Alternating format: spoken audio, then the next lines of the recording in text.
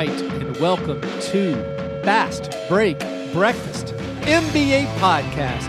My name is Keith, here alone for a solo interview episode with Jonathan Tjarks of The Ringer. We talk about the Dallas Mavericks, his hometown team. We talk about the difference between Jaren Jackson Jr. and DeAndre Ayton and Marvin Bagley and Wendell Carter Jr. We talk about maybe some second-year players who have gotten a little overhyped. We talk a little bit about the NFL.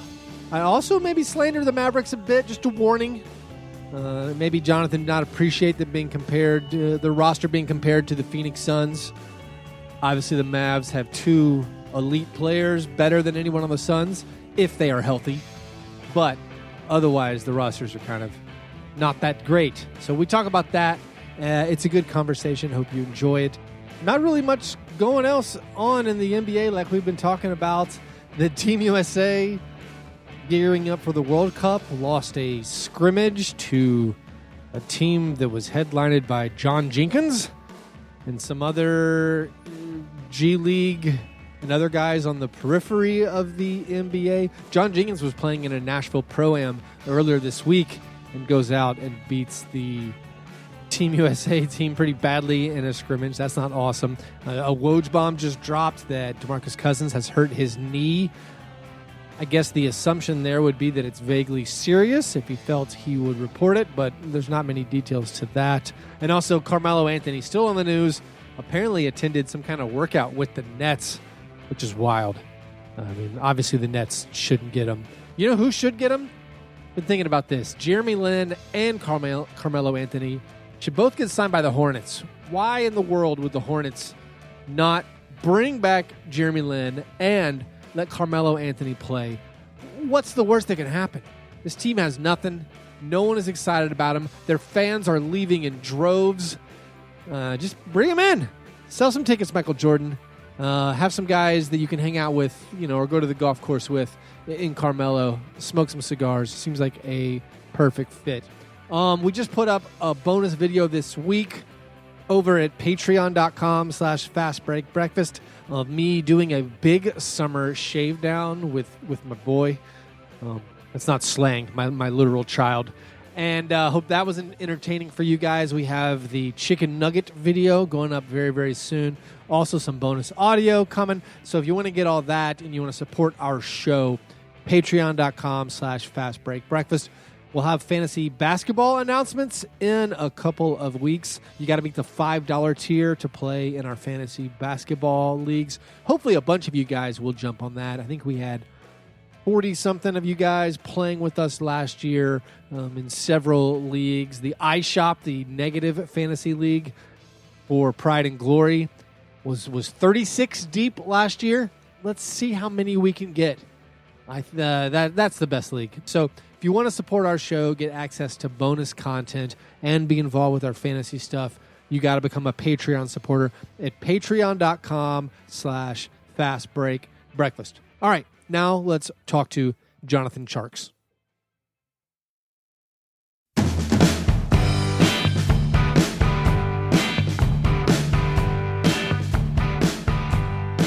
My guest today is a staff writer for The Ringer. He covers the NBA draft prospects, and is a first-time guest on Fast Break Breakfast, Jonathan Tjarks.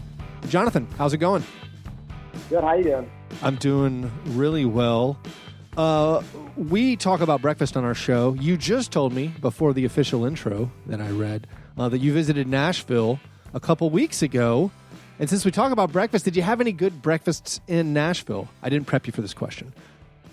Yeah, there's a biscuit place downtown I went to. Oh, yeah. Was it it's like I had to get there like 7 a.m. to avoid the line. It was pretty good. Was it the Biscuit Love? I think that's right. I'm not entirely sure, though, to be honest. That's fine. Any biscuit place in Nashville, feel free to claim this visit by Jonathan Tjarks that he thought was pretty good. You're both. Are you? Yeah, it was legit. Yeah. Are you in Dallas? Yeah. That's great. Is it okay if I tell people what your Skype image is? Oh, sure. I didn't know if that's a privacy thing. It's Tony Romo, and I don't know why that cracked me up. It made me laugh. Hey, he's the best Cowboys quarterback that I've seen. I've been watching the Cowboys for like 20 years now. Not a Stan White guy? I don't know who that is. So he was the quarterback, I want to say 86. My first football cards, Stan White, I think, was the quarterback of Danny White. My time, man. Danny White, that's what I'm thinking of. Stan White might have been an Auburn quarterback back in the day. I've mixed up my childhood football loves in my brain. I don't follow the NFL much anymore while still hanging on, still doing fantasy football leagues. But is Dak Prescott, is he worth $40 million or just regular NBA 7 to 9 year max money? I'll say this. To talk NBA, like Dak is like a point guard who's played in a really bad, like 2 big man offense. Okay. Where he's throwing it in the post constantly. Uh-huh. And now we're bringing a new quarter. We're going to spread the field and let him work in space.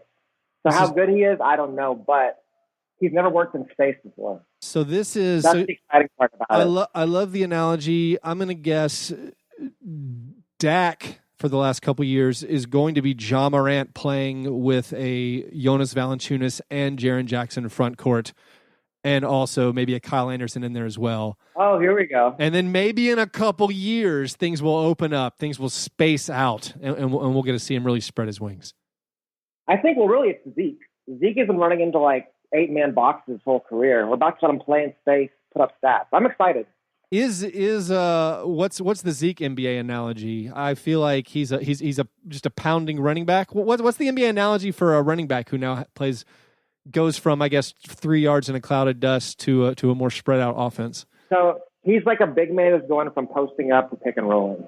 Okay. So Zeke has always put up stats in crowds. It's like, we're going to control the clock, throw it inside, run up the middle. And now it's going to be like, Zeke, you got 3 receivers, 4 receivers, you're running to the rim, and we know no one can guard you one-on-one. Because Zeke now can have one guy going at him instead of 3. He'll play out of the backfield more, play receiver, move in space. Zeke's going to have a big year if he comes out and plays. Maybe it's I don't know what the exact NBA comp is, or someone like a big guy in college where they're just like, hey, buddy, post up. And then he gets, okay, what is it?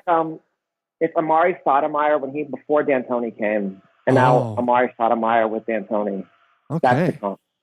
Well, that's great. Man, I love this NFL crossover, getting people excited for the NFL season.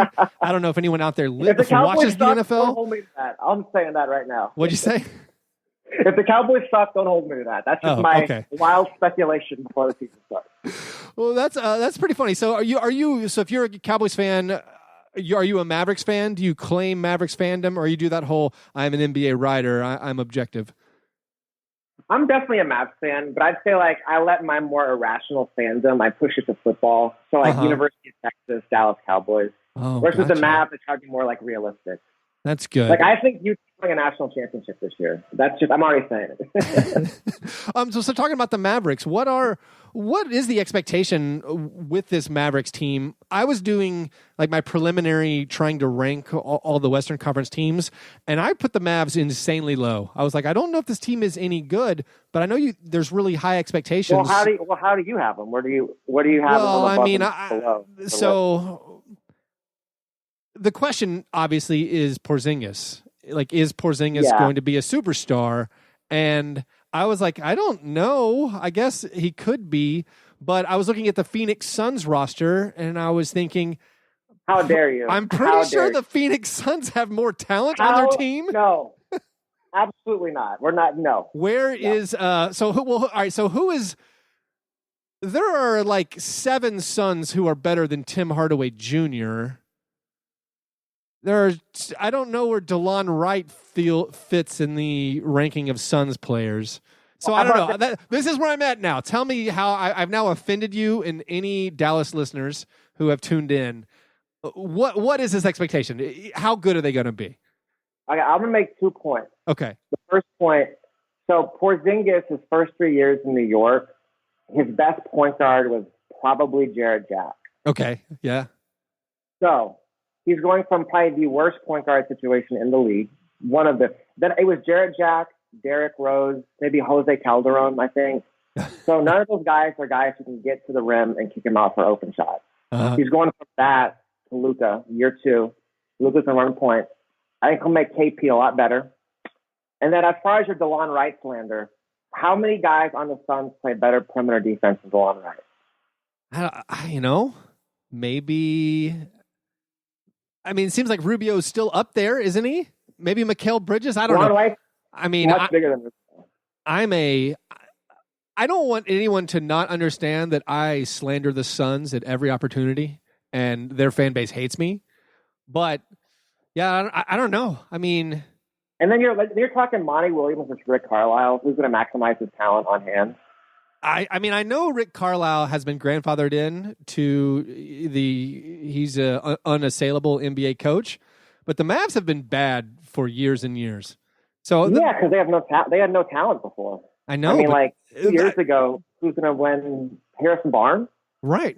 Well, so right now the Mavs team is Luka Doncic, who was amazing in year one and hit whatever proverbial rookie wall. And so if Luka Doncic delivers on his promise he showed in year one, and Kristaps Porzingis is the superstar we saw his first few years, yeah, the Mavs are going to be pretty good. I don't think they're going to be awesome because I mean they're the Suns though. Right. Well, because you're bringing in they locked up those guys who have been on these not good Mavs teams for years, like Dorian Finney-Smith. He's a nice defender. Okay. Like Dwight Powell. Okay. You know, I'm not over the moon for those guys. I'm really optimistic on Delon Wright and Steph Curry. I think that can be your third and fourth best player right there. So what is, when you say third or fourth best player, are we saying on a 45 win team, or are we saying like a 50 win team? 41. I think the Mavs goal this year is 500. So 41 and 41. Oh, see, I feel like we're at odds here, but all right. Well, do you think the Suns are going to go 500? No, I wouldn't. You said they're better than that. I said the Suns, when I look at the roster, I feel like they have more talent than the Mavs. Right fair. The Suns have a lot of individual talent, but it never fits together. Though, right. So. I mean, no, I will probably be... Actually, I don't know. I haven't seen the over-unders. I normally try to avoid them. But I feel like the Suns could solidly, they're like a 32 and 50. I assume the Mavs are going to win in the 30s. I mean, I feel like Rubio's a like a lottery team floor raiser. He will take you from 20 to 30 wins. Yeah, because I don't know, like maybe 19 to 25. I mean, the Suns won 19 games last year. So, like, even a significant improvement gets you to like 25, 26, 27. I'm all about. Well, I like the Dario. I feel like the Dario Saric can help, just like a headsy, okay NBA rotation player to come in. I'm also assuming Monty Williams is going to bring something to that team. I feel like they've been kind of lost as far as coaching. I am one of the world's preeminent Devin Booker haters, but I still feel like he's pretty good. If they can teach him to play in a team concept and help out on defense and do something, they should be all right. But anyway. Let's focus on the Mavs. Why do you think that Delon Wright fit? Let's talk about that fit with him and Luka Doncic and why you think it is good for the Mavericks. I mean, I think it's just basic offense, defense. So Luka, he's going to be hitting as much as possible. So you need long, athletic defenders. I think Wright's going to be guarding the primary one or two on the other team pretty consistently. Mm-hmm. And you think that the lack of shooting is going to be fine? Because that's another thing where I'm a little dubious on the Mavericks. Like Porzingis, good shooter. Doncic, can create those step backs, but then who are those guys going to kick it to who can knock down shots? Well, Steph Curry is going to be the main one. Uh-huh. So I think then you have Curry, Doncic, KP. That's three pretty good shooters. That should give you enough floor spacing. I think if Wright's your fourth best shooter, you'll be okay. And then you've got Dwight Powell running to the rim. So I think that's your basic play. Luka, Dwight Powell, pick and roll. KP, second option. Steph Curry, Delon Wright spotting up. Is that like your favorite five, playing Wright and Curry together alongside Doncic? Yeah, for sure. I don't think they'll start, but I imagine they'll finish. Do we know who's going to start the three? Is it Justin Jackson? Is it Dorian Finney-Smith? It's Jackson or Smith is one of the two. Though with Carlisle, he flips his lineup so often, you're only going to see his lineup play like 4 or 5 minute stretches anyway. So starting, not starting is not too big a deal comparatively, I don't think. Gotcha. So the Grizzlies, my favorite team, they worked out the sign and trade to give Delon Wright to the Mavericks. Do you think the fit is so much better with Delon Wright that it was worth is 2 second-round picks to get Delon Wright that's significantly better than maybe just signing Tyus Jones if the Mavs want to do that? I mean, because like look at your backcourt then. You got Tyus Jones and Luka. Who's guarding like your bigger wings? Mm-hmm. It's just a fit. It's the Delon Luka fit. I think is really. I'm a big Delon Wright guy. I think he's pretty skilled. I think he's a good defender, and I think he'll make just enough threes to not be terrible out there. Yeah, that makes sense. I was definitely arguing. He's a very smart player too. He moves the ball. So. Yeah. I liked what I saw. I mean, I didn't have a huge opinion of Delon Wright before he came to the Grizzlies. I mean, I knew he was a backup on the Raptors, and I'd seen him play in those spot roles, but I never really studied him. I knew a lot, but in the vacuum of losing, he definitely he showed me some stuff. I'm like, all right, this is a solid player.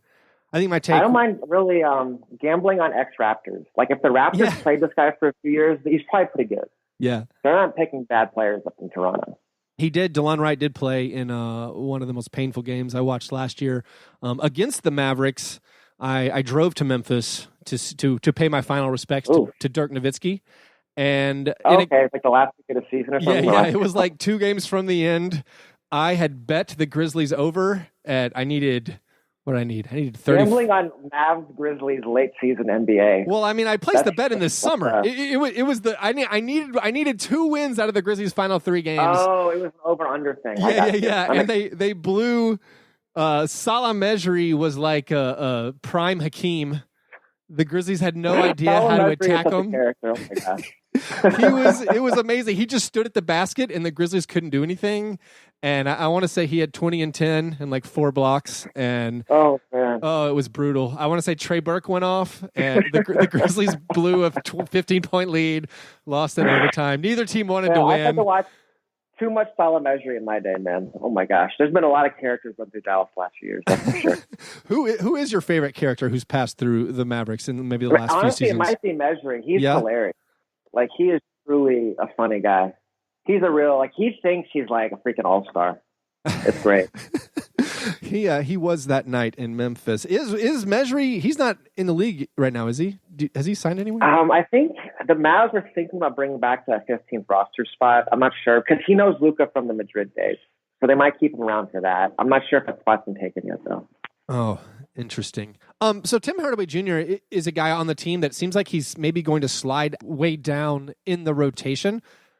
He wasn't in any of these lineups that you mentioned as far as ones you wanted to see. How do you think he fits in the rotation this season?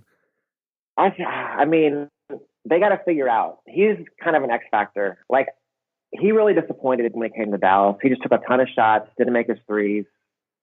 I think he'll be like your off the bench gunner. I think there are minutes for him because he's got size, but I think he'll play. I mean, he's making like $18 million, something like that. He's definitely going to play. Yeah. And he got 15 a game for the Dallas. Hopefully, I think the idea should be get him back to the role he had in Atlanta when he was coming off the bench, kind of jacking shots against bad defenders. Mm-hmm. There's probably value in that. I think Dallas is second unit, so they'll probably have some combination of Jalen Brunson, Seth Curry next to Tim Hardaway. I think Jalen Brunson can have a good year too. That's the guy I think can really help them this season. Yeah, he looked pretty solid. He looked like he was the only guard in that Team Select versus Team USA scrimmage in Vegas. So he was on Vegas. Nice. He was on the Team Select team, and because the Team USA had drafted De'Aaron Fox from the Select team, he was pretty much the only ball handler. So a lot was asked of him. He looked all right, but again, I guess it was a 30-point loss. So it's just the main thing for him is like defensively. Like the tough thing, I think Jalen could start in a lot of places, but Jalen and Luka together defensively, I don't know if that's going to work. Yeah. You cover the draft for the Ringer. I'm interested on some of the guys coming into the league this year. You wrote a piece recently about R.J. Barrett and how he needs to become more of a playmaker. I want to know, league-wide, of the rookies coming in this season, who do you think has maybe the best team fit or the best opportunity? League-wide? That's a good question. Let me look at the draft real quick. I guess it depends, like the best opportunity to be on a winning team or the best opportunity to get a bunch of stats. If we're talking about getting stats, it's probably Darius Garland, right? He's joining like a 15 team or something. Yeah. It's going to have the ball in his hands a lot. That'll be fun to watch him and Colin Sexton figuring it out or trying to. In terms of being on a winning team, I'd say probably Zion Williamson. Oh, yeah. How do you think? So where's your expectation level for that team, especially in comparison with the Mavericks? I would say they're probably like a 45, 46 win team. Oh, Dallas wow. probably 42. That'd be my guess. That's an optimistic Pelicans take. I think the Pelicans are going to be good. I overrate Drew Holiday. They're going to be awesome. They got Drew Holiday. Yeah. I did an article on Zion, New Orleans. I was kind of surprised at the talent when I really broke it down. And so they'll probably start Holiday, Redick, Ingram, Zion, Favors. There's not a ton of shooting, but there's a lot of talent in the starting lineup. And they got guys off the bench who can shoot it. They've got like a Twan Moore, Nickeil Alexander-Walker, the guy from Italy. I think they're pretty deep. I think they could be an 8 seed, I think, in New Orleans. I think they have a chance. Yeah. They're everyone's league pass team, and I can't argue with it. Like, I also I want to see this team play so bad. I love Drew Holiday. Like, maybe the Lonzo Ball, Drew Holiday, like, seem like that could be a perfect fit, either if he's coming off the bench, Lonzo, or maybe he starts and JJ Redick comes off the bench. It does seem like that's what I was wondering. I feel like Redick's not going to come off the bench, though. Like, I don't see him wanting to do that at this point of his career, right? Yeah, I don't know. Maybe he's a team player. I don't know. It's I don't know what he was promised. No one's a team player. Nobody wants to come off the bench. That's not happening. That's true. I think it's interesting when you look at their team and their depth and their talent. You're like, oh, Etwan Moore is suddenly no longer being forced into this starting shooting guard or small forward role. Yeah. He's like 10th now. You're like, oh, that's pretty good. This team might be. You're your 7th, 8th man. Yeah. Yeah, I thought it was funny when I was asking the question. I was imagining like the good basketball fit as far as in my brain, like this is a good role for this guy, and like Darius Garland was like the last one. My thoughts on the backcourt. I've never seen Darius Garland play basketball, to be fair, but a Sexton Never Garland. let that stop you from having a tape. Never Exactly. Based on what I read, I was like, Sexton and Garland? That seems strange. I don't know that it's conducive to winning, but it's conducive to getting up stats. So. Yeah. Looking at the 2018 draft, obviously a very strong class, a lot of good rookie seasons. I live in this Grizzlies bubble where everyone is praising Jaren Jackson Jr. all the time. Okay. And if people... I'm in that bubble too. Yeah. And I don't know if just because in my Jaren-colored glasses, I guess I can say that for reading, I don't see the bad stuff. But it seems like everyone is universal in their praise of him. But it also seems like some of his classmates, DeAndre Ayton, Marvin Bagley, Wendell Carter Jr., all also had promising seasons. So how close are those four guys, and how do you value them going into this next season and for the rest of their careers? Oh, I value Jared above all of them pretty comfortably. Uh-huh. Like, I'm going to go third to say that. I mean, I was writing an article on Josh, so I went back and watched some of like Jared's stuff like in February and January. He's got moves, man. Like, people are sleeping on how skilled he is. He can put the ball on the floor and make something happen, which is like pretty rare for a 7-footer with his kind of shooting ability. Mm-hmm. It's kind of crazy. Like, you would compare him to other three guys. Who's the best shot blocker? Easily Jackson. Who's the best three-point shooter? Easily Jackson. And then those are your two foundation pieces. I'd say athletically, he's probably third, but he's more athletic enough. He's a pretty smart player. And he's got some. If you have the jump shot, that means guys are going to come out at you, which means you can put the ball on the floor. Like, against Bagley, Ayton, Carter, everyone's going to stop short, right? They're going to like shoot the if you want it. Against Jackson, you got to come out on him. He can go by you if you do. It's really strange where when I see Wendell Carter and DeAndre Ayton shoot, I like the way their shot looks, and I'm like, oh, that looks nice. And when Jaren Jackson shoots, who actually has 3-point range, I'm surprised every time it goes in. Yeah, it works for him.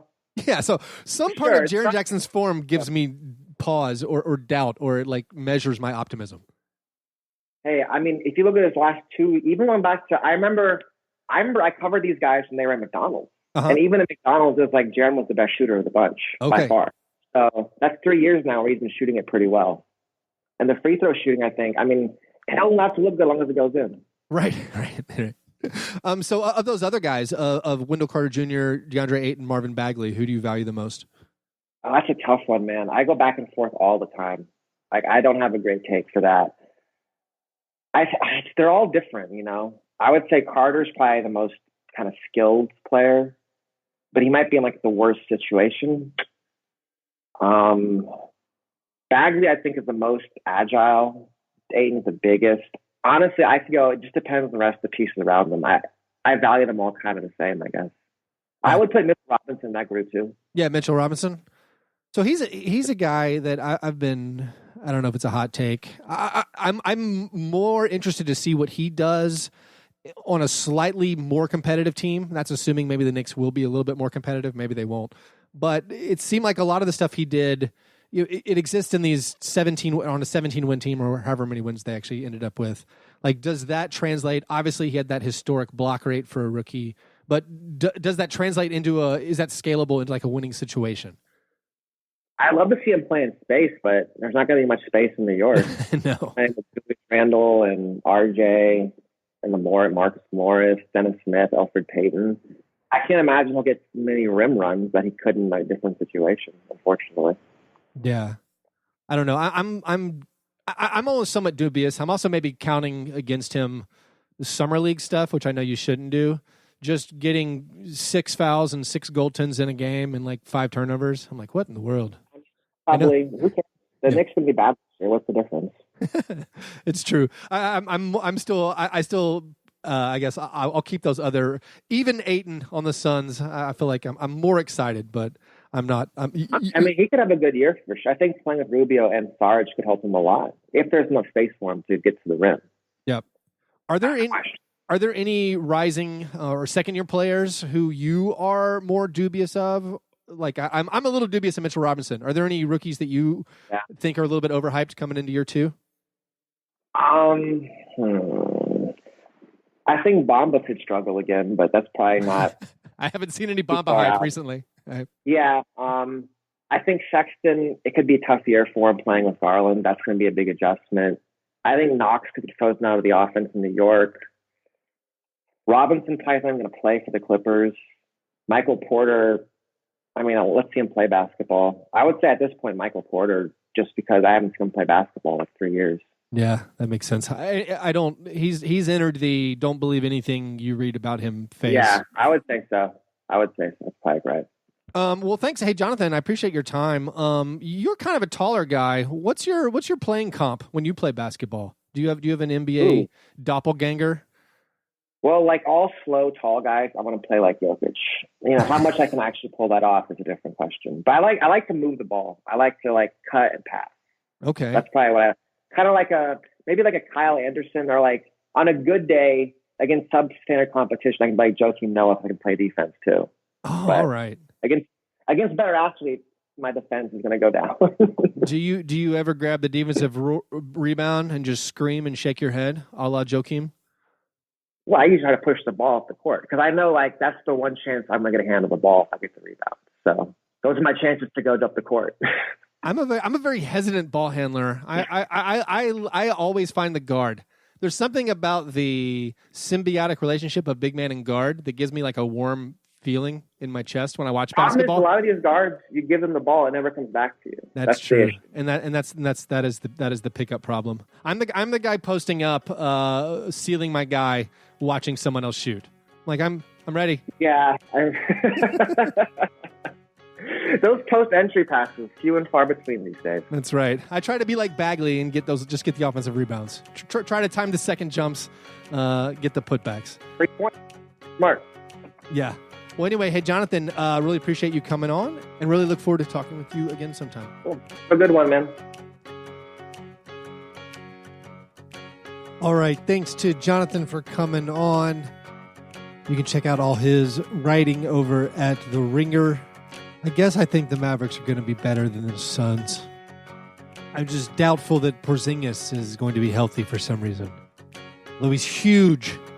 I don't know if you've seen the pictures online of Kristaps going full Ivan Drago from Rocky IV. Just giant arms, giant chest. Maybe Porzingis will win NBA MVP. I think you can get him at like 100-1 right now. You want to place that bet. Anyway, if you want more Fast Break Breakfast, go to patreon.com/Fast Break Breakfast. You can follow me on Twitter at Fast Break Break. Like us on Facebook and on Instagram. All right, you guys are the best. Thanks for listening. And remember, breakfast is the most important thing.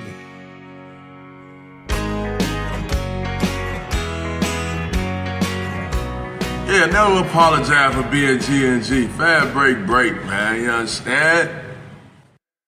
SeatGeek saves you time and saves you money. 2 of the more important commodities in our lives these days. They aggregate ticket selling sites together, so you don't have to go to 8 sites and then, I'm going to look at the 9th one now because I'm not quite sure. I was totally that way, of course. And then they also rank every ticket based on value. So you look at the section you want to sit in, find that big green dot, the darker green, the better. You'll start to experience just endorphins when you see that green dot and know that you're getting an awesome deal on the ticket. I used SeatGeek to go to a Bucks Wizards game, got awesome seats there for my fiance and me. So the way to get started with them, download the SeatGeek app and enter that familiar promo code Fast Break Break. By using that code to get $20 off your first SeatGeek purchase. That's promo code Fast Break Break. For $20 off your first SeatGeek purchase. Let them know that you came from us. Fast Break Break. John is an asshole. Fast Break Break.